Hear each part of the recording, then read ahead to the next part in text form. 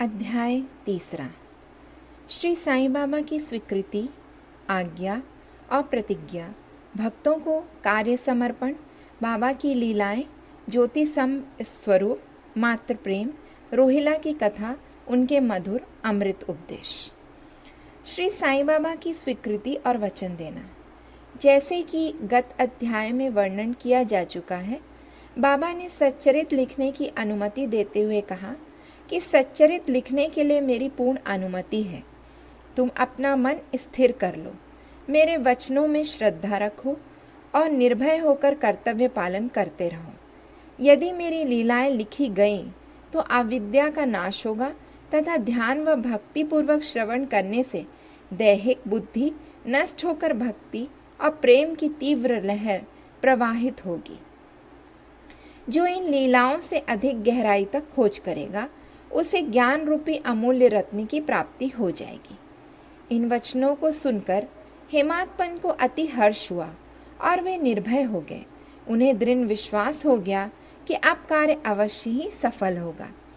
बाबा ने श्यामा की ओर दृष्टिपात कर कहा, जो प्रेम पूर्वक मेरा नाम स्मरण करेगा मैं उसकी समस्त इच्छाएं पूर्ण कर दूंगा। उसकी भक्ति में उत्तरोत्तर वृद्धि होगी। जो मेरे चरित्र और कृत्यों का श्रद्धा पूर्वक गायन करेगा उसकी मैं हर प्रकार से सदैव सहायता करूंगा।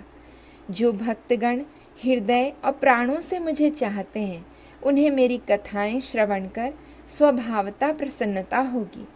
विश्वास रखो कि जो कोई मेरी लीलाओं का कीर्तन करेगा उसे परम आनंद और चिर संतोष की उपलब्धि हो जाएगी।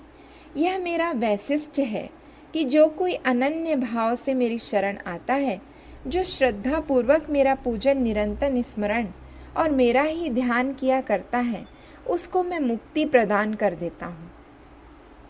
जो नित्य प्रति मेरा नाम स्मरण और पूजन कर मेरी कथाओं और लीलाओं का प्रेम पूर्वक मनन करते हैं, ऐसे भक्तों में सांसारिक वासनाएं और अज्ञान रूपी प्रवृत्तियां कैसे ठहर सकती हैं? मैं उन्हें मृत्यु के मुख से बचा लेता हूँ। मेरी कथाएं श्रवण करने से मुक्ति हो जाएगी। अतः मेरी कथाओं को श्रद्धा पूर्वक सुनो, मनन करो। सुख और संतोष प्राप्ति का सरल मार्ग ही यही है। इससे श्रोताओं के चित्त की शांति प्राप्त होगी और जब ध्यान प्रगाढ़ और विश्वास दृढ़ हो जाएगा तब अखंड चैतन्य से अभिन्नता प्राप्त हो जाएगी। केवल साईं साईं के उच्चारण मात्र से ही उसके समस्त पाप नष्ट हो जाएंगे। भिन्न भिन्न कार्यों की भक्तों को प्रेरणा। भगवान अपने किसी भक्त को मंदिर, मठ, किसी को नदी के तीर पर घाट बनवाने, किसी को तीर्थ पर्यटन करने और किसी को भगवत कीर्तन करने एवं भिन्न भिन्न कार्य करने की प्रेरणा देते हैं। परंतु उन्हें मुझे साईं सच्चरित लेखन की प्रेरणा दी। किसी भी विद्या का पूर्ण ज्ञान न होने के कारण मैं इस कार्य के लिए सर्वथा अयोग्य था। अतः मुझे इस दुष्कर कार्य का दुस्साहस क्यों करना चाहिए?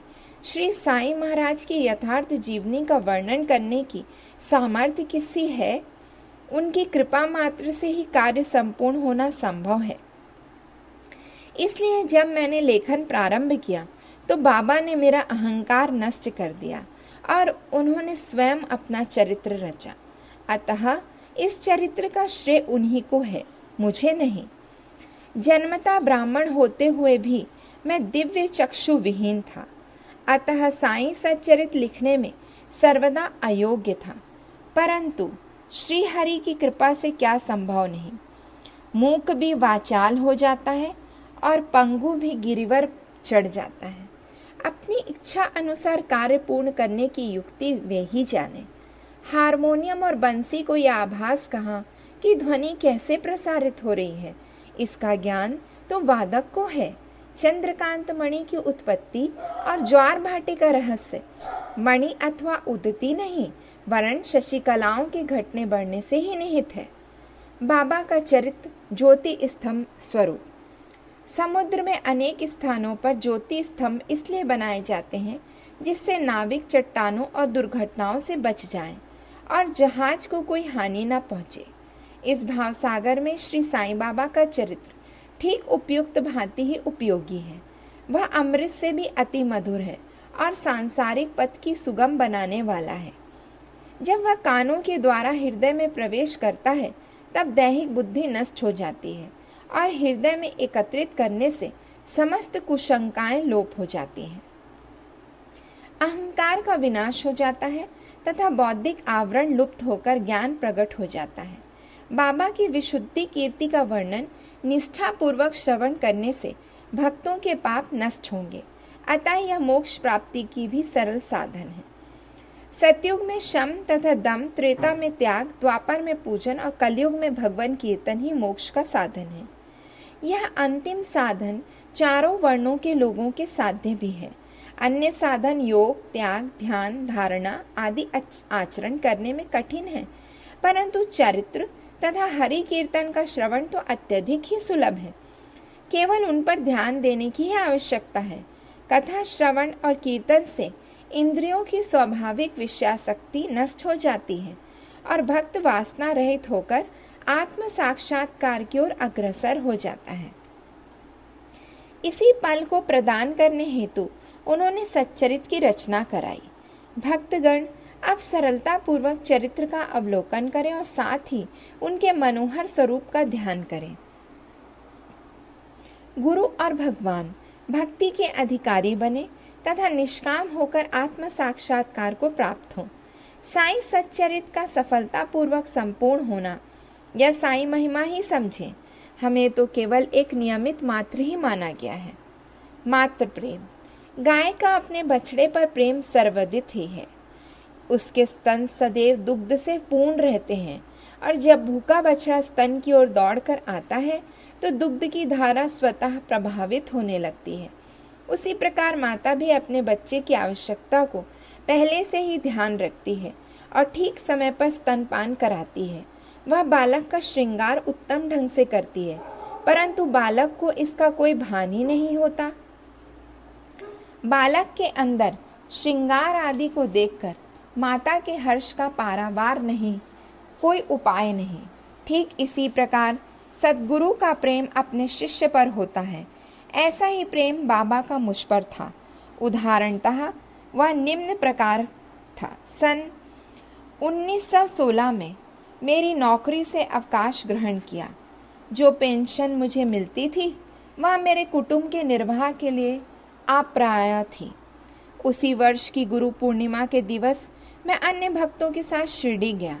वह अन्ना चिंचीकर ने स्वतः ही मेरे लिए बाबा से इस प्रकार प्रार्थना की, इनके ऊपर कृपा करो। जो पेंशन इन्हें मिलती है वह निर्वाह योग्य नहीं है। कुटुंब में वृद्धि हो रही है, कृपया और कोई नौकरी दिला दीजिए ताकि इनकी चिंता दूर हो और ये सुखपूर्वक रहे। बाबा ने उत्तर दिया, इन्हें नौकरी में मिल जाएगी, परंतु अब इन्हें मेरी सेवा में ही आनंद लेना चाहिए। इनकी सेवाएं सदैव पूर्ण होंगी, इनकी इच्छाएं सदैव पूर्ण होंगी। इन्हें अपना ध्यान मेरी ओर आकर्षित कर अधार्मिक तथा दुष्ट जनों की संगति से दूर रहना चाहिए। इन्हें सबसे दया और नम्रता का वर्ताव और अंतःकरण से मेरी उपासना करनी चाहिए। यदि ये इस प्रकार आचरण कर सकें तो नित्यानंद के अधिकारी हो जाएंगे। रोहिला की कथा। यह कथा श्री साईं बाबा के समस्त प्राणियों पर समान प्रेम की सूचक है। एक समय रोहिला जाति का एक मनुष्य शिरडी में आया। वह ऊंचा, पूरा, सुदृढ़ एवं सुगठित शरीर का था। बाबा के प्रेम से मुग्ध होकर वह शिरडी में ही रहने लगा। वह आठों पहर अपनी उच्च और कर्कश आवाज से कुरान शरीफ के कलमे पढ़ता था, अल्लाह अकबर के नारे लगाता था।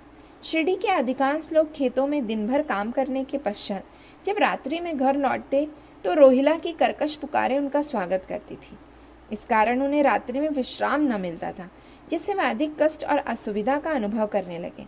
कई दिनों तक तो वे मौन रहे, सहे, परंतु जब कष्ट असहनीय हो गया तब उन्होंने बाबा के समीप जाकर रोहिला को मनाकर इस उत्पात को रोकने की प्रार्थना की।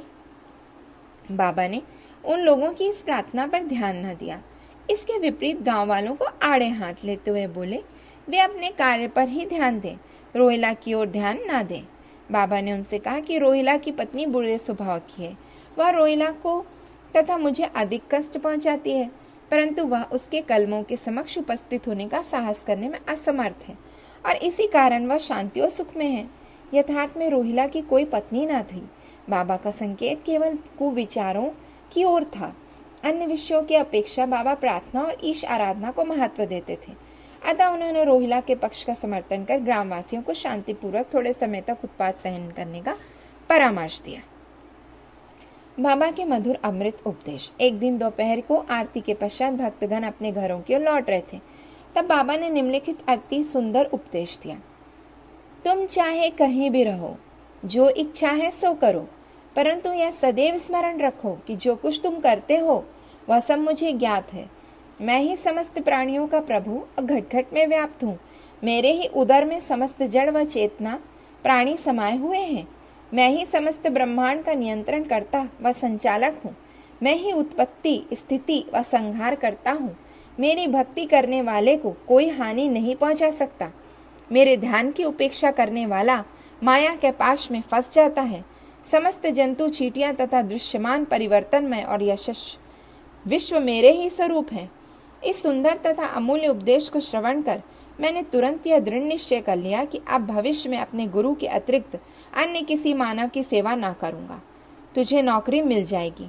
बाबा के इन वचनों का विचार मेरे मस्तिष्क में बार बार चक्कर काटने लगा। मुझे विचार आने लगा, क्या सचमुच ऐसा घटित होगा? भविष्य की घटनाओं से स्पष्ट है कि बाबा के वचन सत्य निकले। मुझे अल्पकाल के लिए नौकरी मिल गई।